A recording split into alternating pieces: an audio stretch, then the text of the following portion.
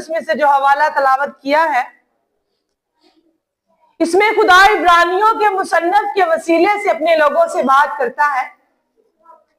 और इब्रानियों का खत मैं समझती हूं यूं तो पूरी अंजील ही और पूरा कलामे मुकद्दस, पूरी बाइबल ही यीशु मसीह की आमद के मकसद को बयान करती है।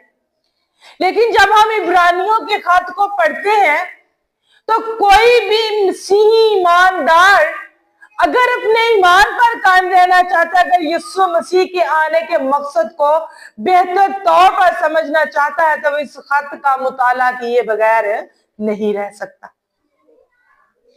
सो खुदावंद के कलामे मुकद्दस में आज हमने इब्रानियों पहले बाब की हमने पहली 3 आयत तलावत की है। और खुदा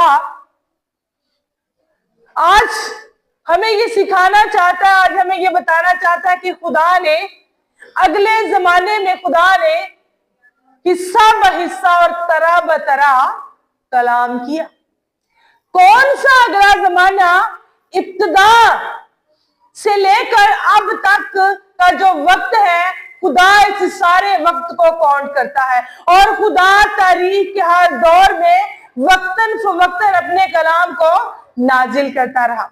सबसे पहले तो जब हम पैदाइश की किताब का मुताला करते हैं तो खुदा खुद कलाम करता है। खुदा ने कैसे कलाम किया? इब्तिदा में खुदा ने क्या कहा? रोशनी, रोशनी। तो क्या हुआ? खुदा ने खुद कलाम किया। और फिर खुदा ने पानी को पानी से जुदा किया। क्या पानी जुदा हो गया? खुदा के फजल से हो गया। जमीन के नीचे का पानी समंदर कहलाया और ऊपर का पानी फिजा कहलाया। यानी खुदा खुद अपनी जुबान से कलाम करता था और खुदा जो कहता था वो हो जाता था। He said and it happened।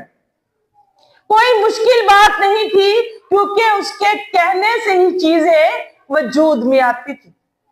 फिर वक्त गुजरने के साथ साथ खुदा कलाम करने के तरीके कार को बदलता गया। और बागे अदन में खुदा किससे बात करता था? आदम और खुदा खुद डायरेक्ट बात करता था। खुदा आदम और हवा से ठंडे वक्त में आकर बात करता था और जब वो नजर नहीं आते तो खुदा आवाज देता था कि आदम तू, आदम तू इतना ही हो ना।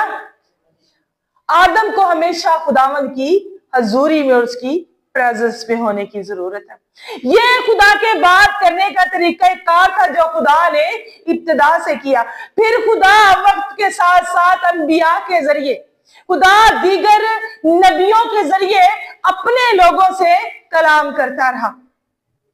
खुदा ने मुकद्दस नूह से कलाम किया।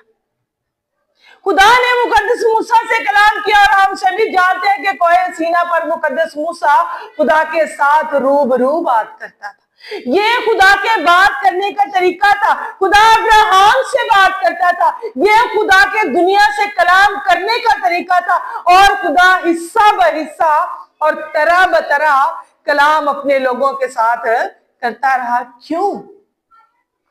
क्योंकि खुदा इंसान से प्यार करता है। खुदा बागी अदन में तो डायरेक्ट बात करता था, लेकिन जब इंसान की जिंदगी में गुनाह आ गया तो फिर खुदा अपने नबियों के वसीले से, अपने अंबिया के वसीले से, उन चुने हुए खास लोगों के वसीले से खुदा कलाम करता रहा। खुदा अपने लोगों तक अपना पैगाम पहुंचाता रहा। और उस वक्त में, आजकल तो बड़ा फास्ट दौर है, इंस्टाग्राम, फेसबुक, इंटरनेट के जरिए हम SMS, मोबाइल फोन, ईमो कॉल, हम मैसेंजर कितना कुछ यूज करते हैं और अपनी बात को दूसरों तक पहुंचाने के लिए 1 सेकंड भी नहीं लगता। इतों तक नोकिया भी बड़ा कम हो गया, कम से कम एक जगह से बात तो दूसरी जगह पहुंचती है। तो ये एक दूसरे के साथ बात करने का तरीका कार था आज के दौर का। लेकिन खुदा का तरीका कार फर्क था। खुदा इल्हाम के जरिए, खुदा रोया के जरिए, खुदा मुकाशवे के जरिए, खुदा नबूवत के जरिए अपने लोगों के साथ कलाम करता और वो सारी बातें खुदा के लोगों तक पहुंचती थी। खुदा का असल में मकसद ये था कि वो सारा पैगाम, वो सारी बातें जो खुदा इंसान के लिए चाहता है, खुदा अपने लोगों तक अपनी बातें पहुंचाए। आमोस ने बड़ी सारी रोयाएं देखी और वो उनके जरिए खुदा के लोगों तक कलाम पहुंचाता रहा। खुदा यिर्मयाह को जगह ब जगह भेजता रहा। कभी वो कुमार के घर जाता है, कभी वो शगाफ में जाता है, कभी वो रकाबियों के घर जाता है। ये वो खुदा का पैगाम लेकर जाता था और खुदा के कलाम करने का ये तरीकाकार था। और इन सारी बातों में जो छुपा हुआ भेद था, वो भेद खुदावंद यीशु मसीह था। खुदा जाहिर करना चाहता था अपने बेटे को, और पुराने अहदनामे से लेकर नए अहदनामे तक हमें खुदा के कलाम की बातों का पता चलता है। और पुराने अहदनामे में और पुराने दौर में और अगले जमाने में पहले खुदा डायरेक्ट बात करता था, फिर खुदा अपने अंबिया के वसीले से बात करता था, खुदा अपने चुने हुए लोगों के वसीले से बात करता था। रोया, इल्हाम, नबूवत, मुकाशवा के जरिए खुदा अपने लोगों तक अपनी बातें पहुंचाता था। लेकिन कलामे मुकद्दस ये बयान करता है कि खुदा का तरीकाकार यहीं पर खत्म नहीं होता। खुदा अपने आप को दुनिया पर जाहिर करना चाहता था। खुदा ने, और कलामे मुकद्दस ये बयान करता है कि और खुदा ने आखिर में हमसे अपने बेटे की मार्फत कलाम किया। आखिर में 2000 साल पहले से अब तक का वक्त आखिर में काउंट होता है। साडा आखिरी वक्त की दोनों शुरू होया 2000 साल पहले, जब यीशु मसीह की पैदाइश हुई।